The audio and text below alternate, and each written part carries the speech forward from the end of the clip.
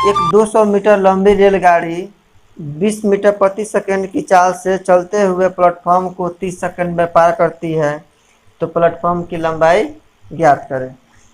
Question बताए थे जब भी अगर ट्रेन पार कर रही है, कोई भी ट्रेन होगी, अगर वो प्लेटफॉर्म को या कोई ब्रिज को या कोई पुल को या कोई नहर को या सिग्नल किसी भी चीज़ को अगर ट्रेन कोई पार कर रही होगी, तो वो ट्रेन अपना डिस्टेंस लेती है, साथ में अगर प्लेटफॉर्म को पार करे तो कुछ प्लेटफॉर्म का भी डिस्टेंस लेती है। ठीक है, तो ट्रेन की लंबाई हमें दे दिया गया है 200 मीटर।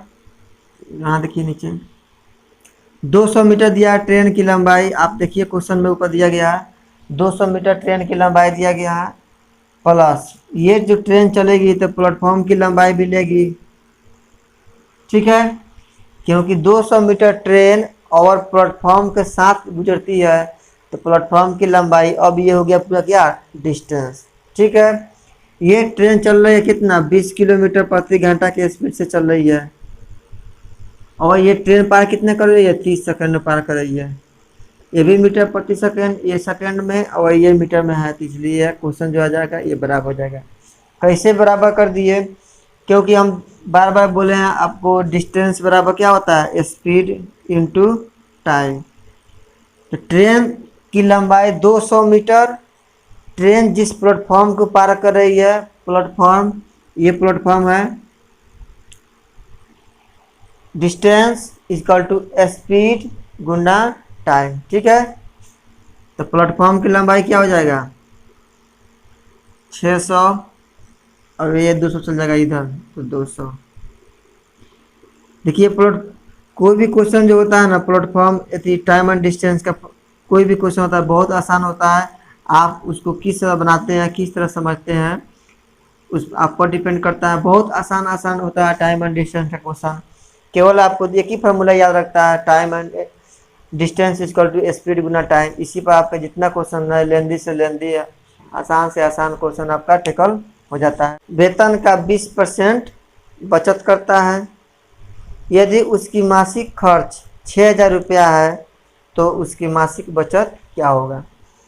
आप देखिए क्वेश्चन आपका दिखाई दे रहा होगा, अगर आपका सेविंग जो है उसको 20% सेव कर रहा है, क्वेश्चन में दिया हुआ है 20% अगर सेव कर रहा है और 6,000 रुपये कितना खर्च कर रहा है, 6,000 रुपया खर्च कर रहा है, तो एक्सपेंडिचर कितना हो जाएगा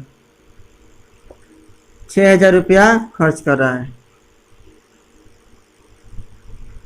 एक बात ध्यान दीजिए, कोई व्यक्ति अगर 20% बचत कर रहा है और 6,000 खर्च कर रहा है, इसके मतलब क्या, अगर 20% का फ्रैक्शन निकालेंगे तो 1/5% से क्वेश्चन बनाइए। इतना इजी होता है कि आप समझ नहीं पाएंगे कि कितना आसानी से क्वेश्चन भी निकलता है आंसर।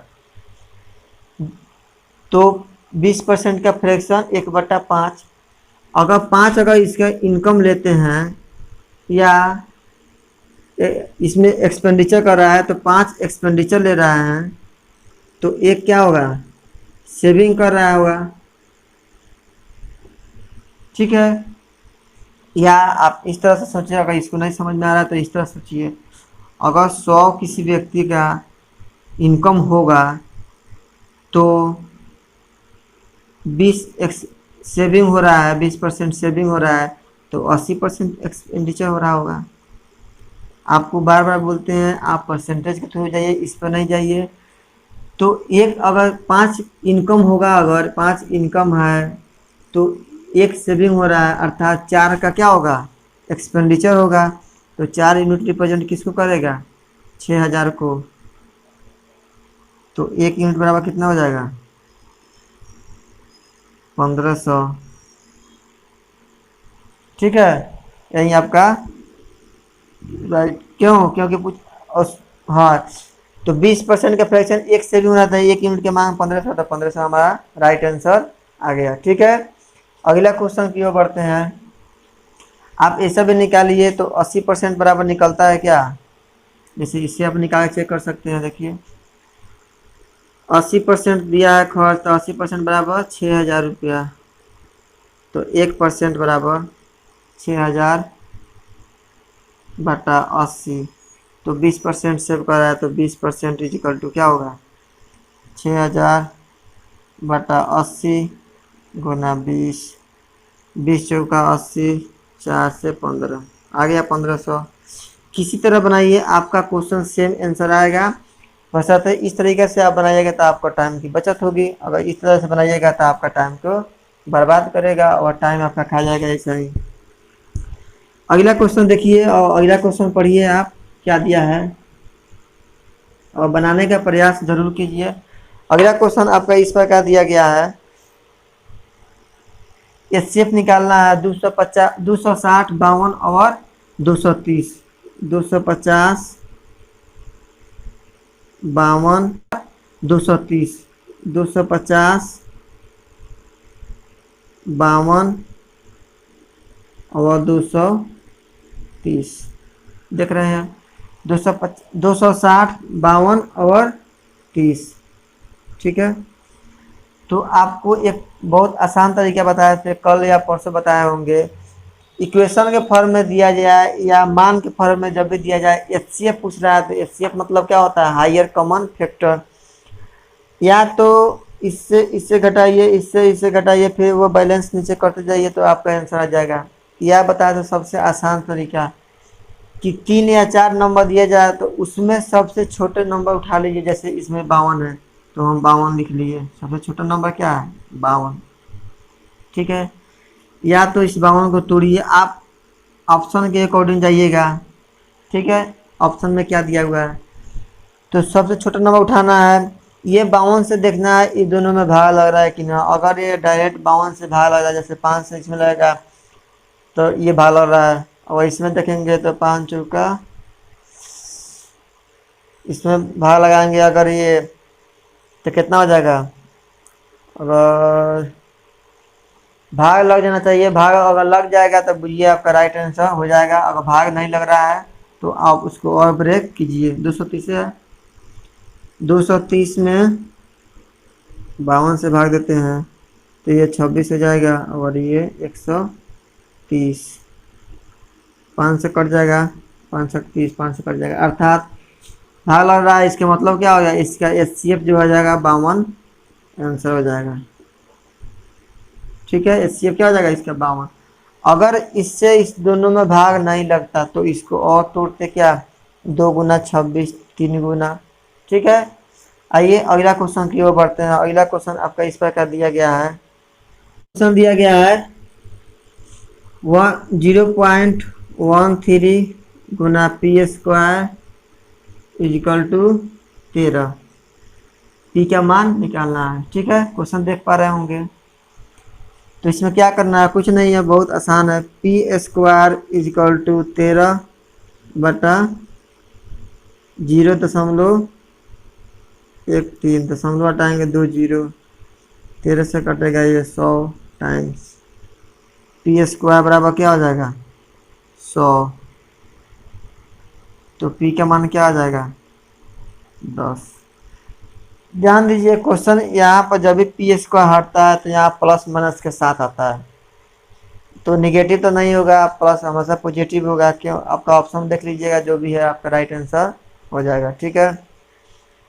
अगला क्वेश्चन देखते हैं। तो पहले क्वेश्चन दिया है 30% लाभ, देख रहे हैं वो क्वेश्चन 30%। तो 30% का फ्रैक्शन क्या होता है 3/10 परसेंट है, बताए थे। आपको प्रॉफिट होगा तो प्लस लिखाइए, हानि होगा तो लॉस दिखाइए। उसके बाद 40% वो प्रॉफिट कमाने के लिए पूछ रहा है कितना उसका विक्रय मूल्य निर्धारित करे या कितना बेचना चाहिए। तो 40% का फ्रैक्शन 2/5, ठीक है। अगर यहाँ पर इसका सीपी देखते हैं और एसपी यहाँ पर देखते हैं, एक बात ध्यान दीजिए, ऐसा क्वेश्चन बहुत बताया गया है। अगर 30% का लाभ होता है तो किसी व्यक्ति को 91 रुपया में वो टोकरी बेच रहा है, तो 30% का लाभ अर्थात 10 पर 3 का लाभ हो रहा होगा, अर्थात सीपी अगर 10 रखते हैं तो उसका टोकरी कितना बेच रहा होगा 13 में बेच रहा होगा, हाँ या ना, ठीक है। क्योंकि 10 पर 3 का लाभ 10 के 13, ठीक है। एक्चुअली में यही आपका क्वेश्चन क्या दिया हुआ, 13 यूनिट बराबर वो क्वेश्चन बच रहा है कि 91 रुपये में टोकरी बेचा गया। ठीक है, तो 1 यूनिट बराबर कितना, 7। जब 1 यूनिट बराबर 7 तो खरीदा कितना हो गया होगा, 70 में खरीदा गया होगा, तो 91 में बेचा हो गया, 30% का लाभ। पहला लाइन आपका क्लियर। अगला लाइन आपका कहा है ये कि अगर वह 40% उस पर 40% का लाभ कमाता तो वो टोकरी को कितना में बेचा जाता या कितना बेचना चाहिए, या विक्रय मूल्य क्या होगा। किसी भी भाषा में पूछ सकता है क्वेश्चन। तो 40% लाभ कमाता तो 5 सीपी रहता, तो एसपी कितना होता, 7 होता। क्यों, क्योंकि 5 पर 2 का लाभ कमा रहा है। ठीक है, तो अब ये क्या है, 70 रुपये में खरीद रहा है, तो 5 यूनिट किसको रिप्रेजेंट करेगा, 70 को। तो 1 यूनिट बराबर 14, तो 7 यूनिट, क्योंकि क्रय मूल्य अगर पूछता है तो आपका ये आंसर है, तो विक्रय मूल्य पूछ रहा है तो गुना 14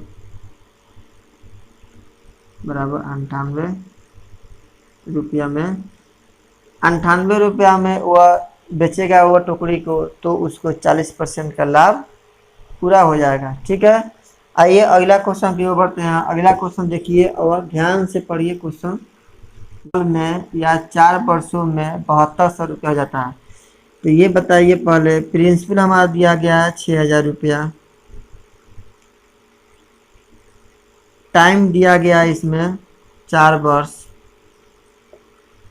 और क्या दिया गया है, अमाउंट। क्योंकि 7200 रुपये हो जा रहा है, इसका मतलब अमाउंट दिया है कितना, 7200।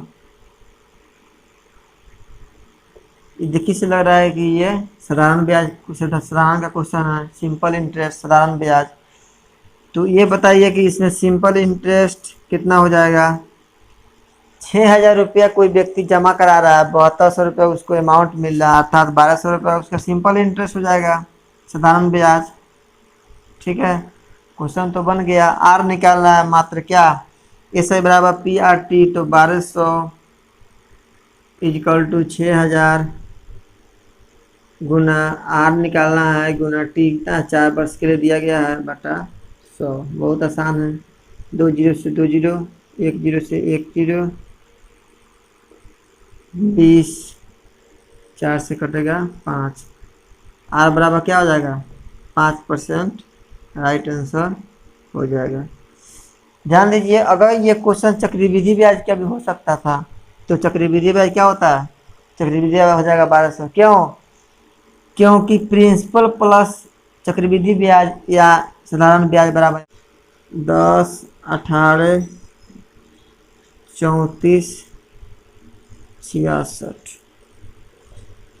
ठीक है, 10, 18, 34, 66 का आपका सीरीज दिया गया। पूछ रहा है अगला नेक्स्ट टर्म, ये तो रीजनिंग का क्वेश्चन है, लेकिन इसमें आ गया सीरीज कैसे निकाला जाता है, या तो डिफरेंस लिया जाता है, इसका 8 लेते हैं, इसका क्या हो जाएगा 18, 34, 16, इसका क्या हो जाएगा 32। तो अगला टर्म आप देख पा रहे होंगे क्या हो जाएगा। जब यहाँ पर 8 है, 8 दूना 16, 16 दूना 32 है, 32 दूना 64, 64 इसमें जोड़ देंगे, जो आएगा, जो क्या हो जाएगा मेरा राइट आंसर आ जाएगा 0 और 12, 13। ठीक है, 130। फिर से देखिए आप सीरीज का कोई भी क्वेश्चन हो, या तो इस फॉर्म में दिया हुआ है, या क्यूब के फॉर्म में रहता है, या स्क्वायर के जो भी फॉर्म, इस पर प्रैक्टिस जरूर अपना बनाए रखें। इस क्वेश्चन का देने का मतलब था कि ये आपको याद दिला दे कि किसी भी एग्ज़ाम आप दीजिए, कोई भी एग्ज़ाम को क्रैक करना चाहते हैं, तो आप सीरीज का नंबर बहुत आसान आता है, इस पर अपना प्रैक्टिस बनाए अच्छा से रखें। क्योंकि एग्ज़ाम में जो है ये सीरीज वाला एचसीएफ दिया गया हमारा क्वेश्चन 108, 111, 122, 108, 111, 222 क्वेश्चन पूछता है कि एचसीएफ निकालने के लिए। तो एचसीएफ क्या हुआ, अब ये आप सोचिएगा सबसे छोटा नंबर ये है, तो इससे भाग देखेंगे एकदम बिल्कुल सही, सबसे छोटा नंबर है, सबसे छोटा नंबर से बोले दोनों में भाग लग जाएगा तो वही हो जाएगा, नहीं लगेगा तो तोड़िए उसको। ठीक है, ये आप बोले थे उससे भी आसान है, इसको डिफरेंस ले लीजिए, इसका 111 हो जाएगा, इसका डिफरेंस लेंगे तो क्या हो जाएगा 3। बोले थे छोटा नंबर ये 3 है, तो 3 देखिए, 3 से देखिए भाग हो रहा है कि ना होगा। 3 से भाग हो रहा है तो एकदम सही है। 3 से डिविजिबिलिटी या 3 से भाग होने का नियम क्या होता है? संख्या अंकों का जो 3 से भाग हो जाए तो वो हमेशा 3 से भाग। देख रहे हैं अभी 6 3 ये भी 9 अर्थात इसका एचसीएफ क्या हो जाएगा? 3 हो जाएगा, राइट आंसर। ठीक है, अगला क्वेश्चन की ओर आते हैं। अगला क्वेश्चन आपका इस प्रकार दिया गया है,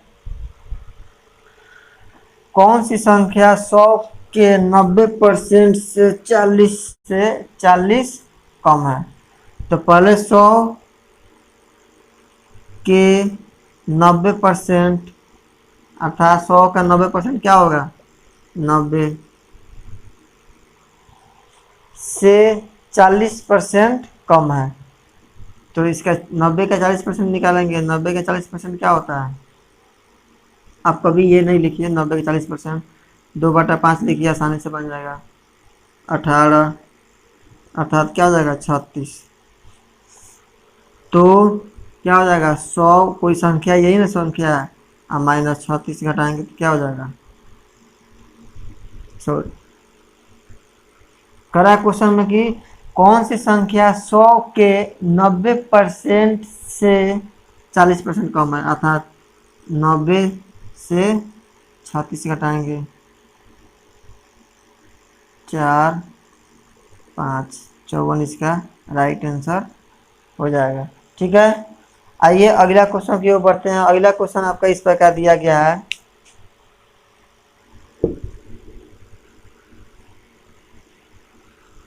क्वेश्चन देखिए बहुत आसान है, बन जाएगा उम्मीद है।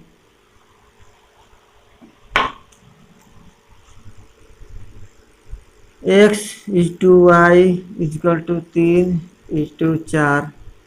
ठीक है, तो x बराबर क्या है? 3, तो y बराबर कितना है? 4। ठीक है, क्वेश्चन दिया गया है, निकालना है क्या? 5x - 2y 5x - 2y बटा 7x + 2y।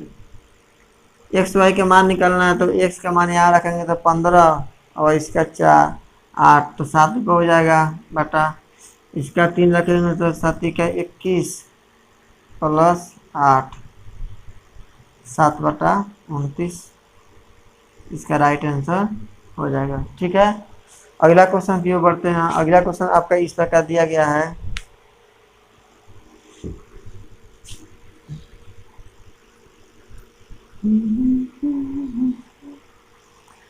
21 चीजों के बेचने पर हुई हानि। आप क्वेश्चन ध्यान से पढ़िए और क्वेश्चन समझने का प्रयास कीजिए। बहुत आसान क्वेश्चन है लेकिन थोड़ा उलझा हुआ क्वेश्चन है। क्वेश्चन दिया गया है, 21 चीजों के बेचने पर हुई हानि 3 चीजों के विक्रय मूल्य के बराबर है, तो हानि प्रतिशत ज्ञात करें। इस क्वेश्चन को बनाने का कोई तरीका है, लेकिन क्वेश्चन दिया गया है, आसानी से देखिए। 21 चीजों के बेचने पर हुई हानि 3 चीजों के विक्रय मूल्य के बराबर है। तो आप अंतिम लाइन में ध्यान दीजिए, 3 चीजों के विक्रय मूल्य पर हानि, तो लॉस कितना हो रहा है? 3। कितना बेचने पर? 31 चीजों को, तो एसपी क्या दिया गया है?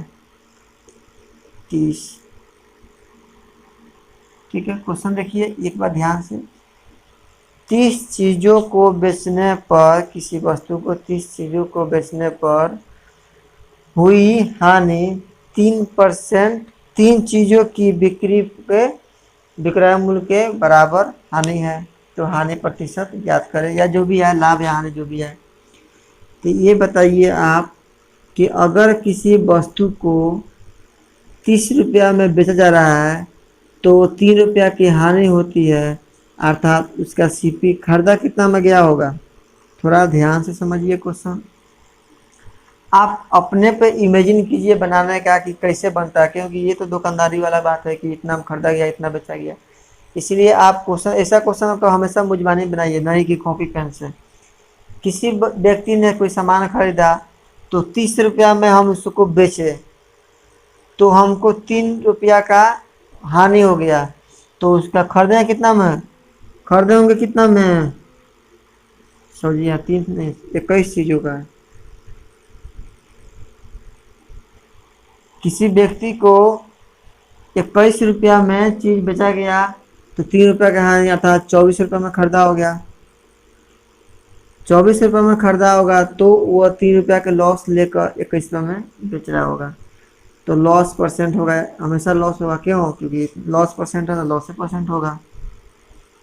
लॉस परसेंट का फ्रैक्शन क्या होता है? लॉस बटा सीपी पर निकलता है हमेशा, जब तक क्वेश्चन नहीं कहे गुना 100, यही होता है ना। 4 से कटेंगे 4 25, 4 6 ये हुआ ना 75 बटा 6 भाग देंगे 1, 12 छक 72 होता है, 3 6 इसे काट देंगे 2, अच्छा 12 सही 1 बटा 2% क्या हो जाएगा इसका?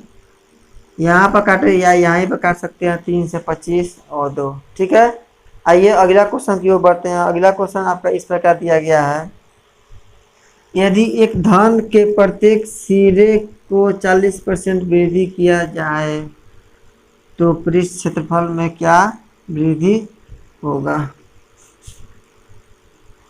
अगर कोई घन है, इसको घन के सिरे जो होता है क्या होता है 40% का वृद्धि किया जाए तो 40% का फ्रैक्शन क्या होता है 2/5।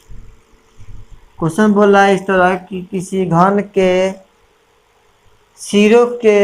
सिरों में 40% की वृद्धि किया जाए तो उसके पृष्ठ क्षेत्रफल में क्या अंतर पड़ेगा या पृष्ठ क्षेत्रफल में क्या वृद्धि होगी? क्वेश्चन को आप लैंग्वेज में समझिए। 40% की वृद्धि अर्थात 5 से कितना हो जा रहा है 7 सिरा या लेंथ जो भी कहिए। इसका पृष्ठ क्षेत्रफल क्या होता है CS से कर्व सरफेस एरिया या लेटरल भी कहीं कहीं कहा जाता है, लेटरल सरफेस एरिया, वक्र पृष्ठ क्षेत्रफल 6L² होता है, आप जानते होंगे घन का क्या होता है 6L²। बेसिकली 6 तो दोनों में कॉमन आएगा इसलिए 6 हटा दिए तो यहाँ 25 हो जाएगा, 25 से क्या हो जाएगा 49। कितना का वृद्धि 24 का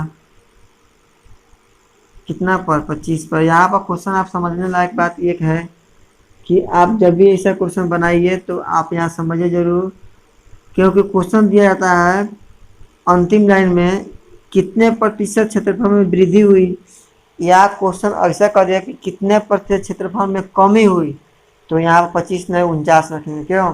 क्योंकि इससे कमी हो रहा है। इस क्वेश्चन में दिया गया है कितने वृद्धि हुई तो वृद्धि 25 पर होगा। ठीक है, अगला क्वेश्चन की ओर बढ़ते हैं।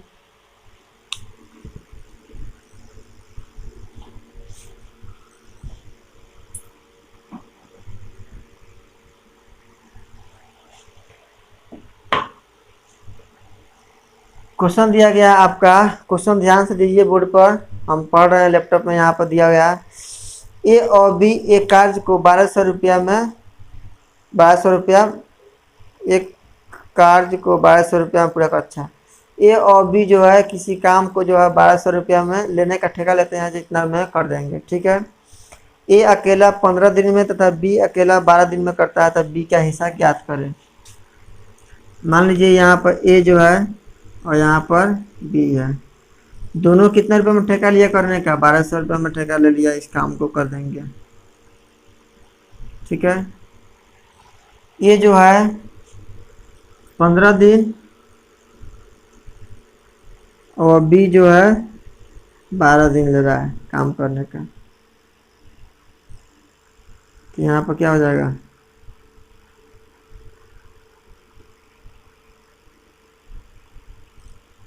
60, 15 चौका 12 25 60, ये इफिशियंसी हो गया इसका। तो क्या हुआ 5 को इसलिए ज़्यादा मिलेगा, अर्थात B का हिस्सा पूछ रहा है, B का हिस्सा कितना मिलेगा, तो 5 दोनों का जो कितना पर 9 पर, तो 100, तो 1200 पर कितना मिलेगा। या आप ऐसा निकाल सकते हैं 9 यूनिट बराबर, ऐसा देखिए 9 यूनिट बराबर 1200, तो 1 यूनिट बराबर 1200 बटा 9, तो 5 यूनिट बराबर 5 से गुना। जैसा मन हो आपका आंसर सेम आएगा। 3 से काटेंगे, 3 चौका 3 3 20, 2000 बटा 3 आपका, यही आपका राइट आंसर। यहाँ भी देखिए 3 से ये काटेंगे तो 3 चौका 12, 3 3 9, 20, 2000 बटा 3। ठीक है, अगला क्वेश्चन की ओर बढ़ते हैं। अगला क्वेश्चन आपका इस प्रकार दिया गया है।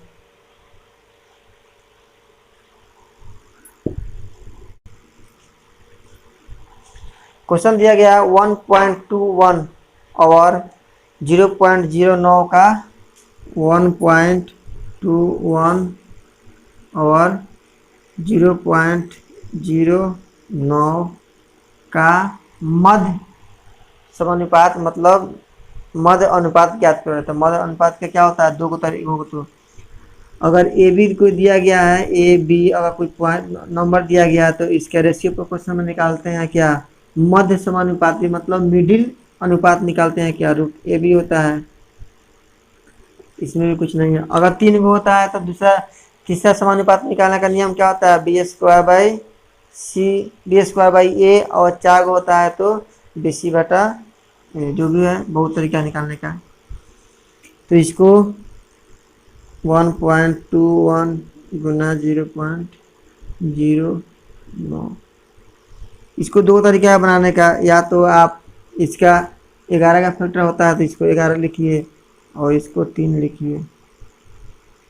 ठीक है, तो 11 3 33,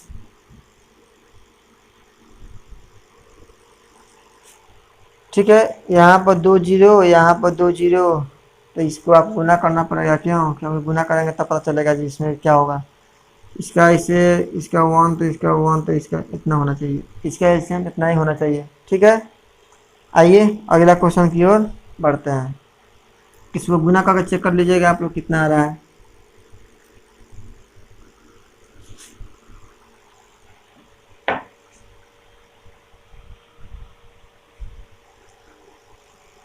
क्वेश्चन दिया, अगला क्वेश्चन आपका दिया गया है, यदि किसी संख्या को जब 119 से भाग दिया जाता है तो शेषफल 19 प्राप्त होता है।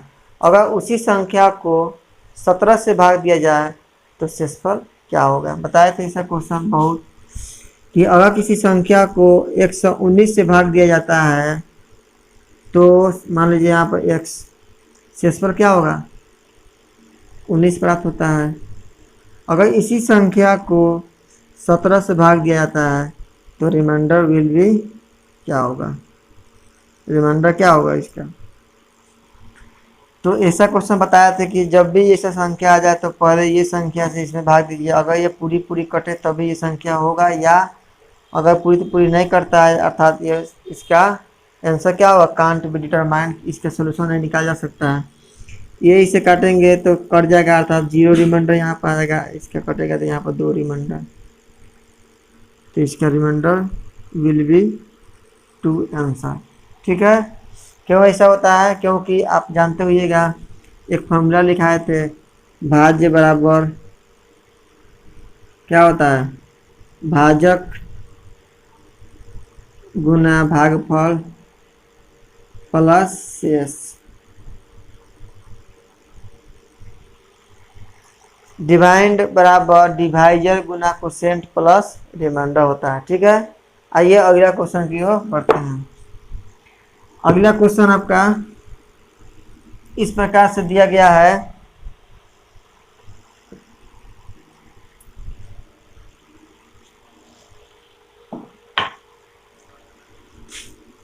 x माइनस 1 बटा x इक्वल टू 5।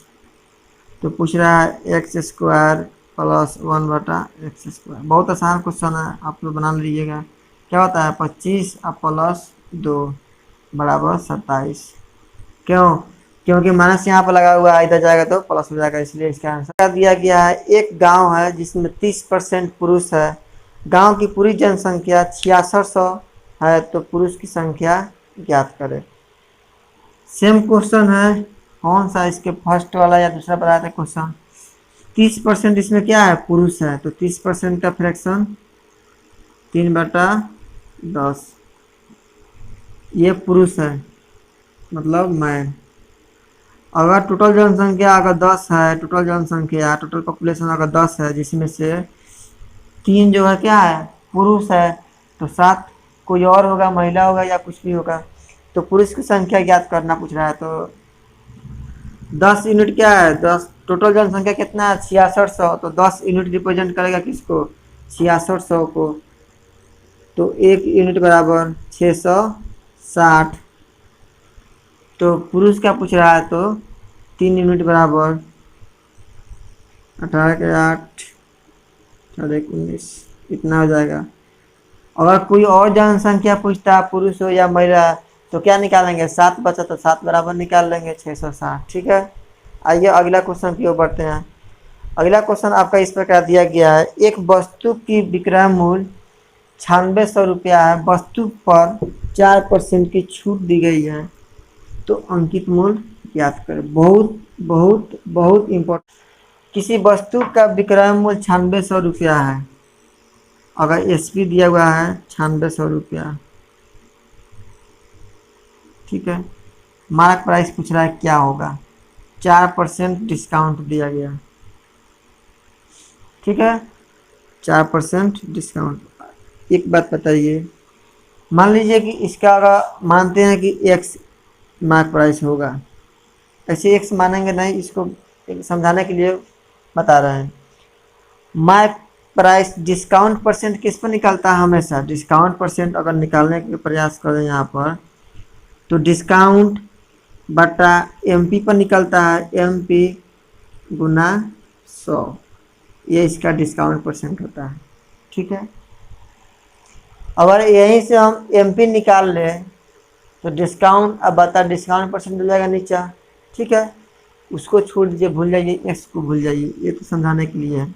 आप पेपर में कैसे सॉल्व करेंगे ये देखिए। बेसिकली वो जो एमपी होता मार्क प्राइस होता है, उसी पर 4% डिस्काउंट किया होगा, तो 9600 में बेचा होगा, हाँ या ना, ठीक है, समझ पा रहे होंगे। बेसिकली इसमें जो क्वेश्चन में हुआ होगा, मार्क प्राइस जो भी आए आपका, उसी पर 4% डिस्काउंट दिया होगा, तो भी तो वो 4% डिस्काउंट करके 9600 में बेचा होगा, ठीक है। अर्थात अगर इसके 9600 का 4% निकाल के इसमें जोड़ देंगे, वहीं तो इसका मार्क प्राइस हुआ होगा, ठीक है। वही काम करते हैं, 9600 का 4% आप निकालिए यहाँ पर। अब यहाँ पर सोचिएगा 4% का 1/25 क्यों नहीं लिखे, क्योंकि आप समझ सकते हैं 2 जीरो से 2 जीरो कटेगा तो गुना भाग को इतना करने जाए, ठीक है। आप यहाँ से निकालिए 24 के 4 2 36 से 2 38, इतना आपका क्या आया, ये आपका डिस्काउंट आया, समझ पा रहे हैं। ये आपका क्या आया, डिस्काउंट आया 384। तो बेसिकली 9600 में 384 ऐड करेंगे, वही मेरा मार्क प्राइस होगा। अभी इसको प्रूफ करके दिखाते हैं। अर्थात अगर 9600 में हम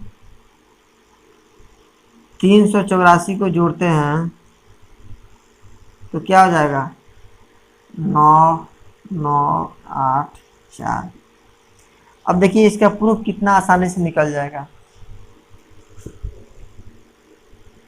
क्वेश्चन बोल रहा है कि 9600 रुपया विक्रय मूल्य था, 4% डिस्काउंट। हम जानते हैं कि डिस्काउंट किस पर मार्क प्राइस दिया था। अब इसका आप 4% निकालिए, 384 ही आएगा। तो 384 में घटाइएगा तो 9600 में वो सामान क्या होगा, बिक्री हुआ होगा, ठीक है। आइए अगला क्वेश्चन की ओर बढ़ते हैं। अगला क्वेश्चन आपका दिया गया है,